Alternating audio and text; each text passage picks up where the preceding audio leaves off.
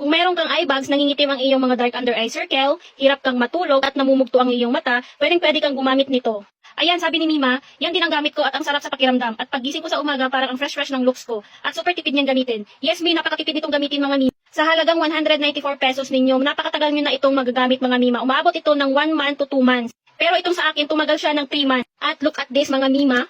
3 months na mga Mima ha, pero ganito pa rin siya kadami. Ayan. Ayan, yung dalawa hindi ko pa siya nagagamit. Ito pa lang yung nagagamit ko mga Mima. At napakarami pa ng laman. Ayan siya mga Mima.